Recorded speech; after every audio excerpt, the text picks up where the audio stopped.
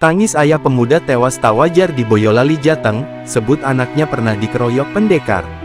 Seorang remaja di Dukuh Genengan, Desa Manggung, Kecamatan Ngemplak berinisial AS 16 ditemukan meninggal dunia tak wajar, Selasa tanggal 30 Juli tahun 2024. Korban ditemukan tak bernyawa di rumah neneknya, di Dukuh Grasak, Desa Kismoyoso, Kecamatan Ngemplak, Boyolali.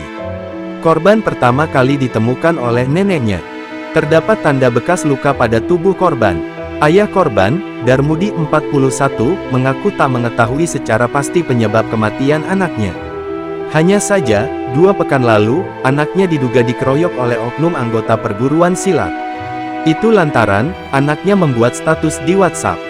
Statusnya itu seakan-akan korban sudah menjadi anggota perguruan silat. Saat mengkonfirmasi mengenai status keanggotaan itulah, anaknya kemudian dianiaya. Setelah itu, anaknya juga diberikan formulir pendaftaran. Anaknya sebenarnya belum ikut perguruan silat.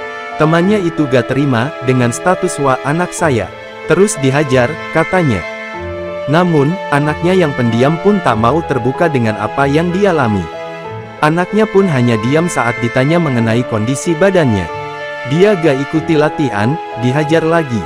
Dihajar di wilayah Nogosari, ujarnya. Bak disambar petir di siang bolong, dia mendapat kabar dari kerabatnya mengenai kondisi anaknya. Tapi kejadiannya gimana penyebab meninggalnya anaknya, saya gak tahu. Apa itu dihajar orang apa enggak, saya gak tahu, tambahnya.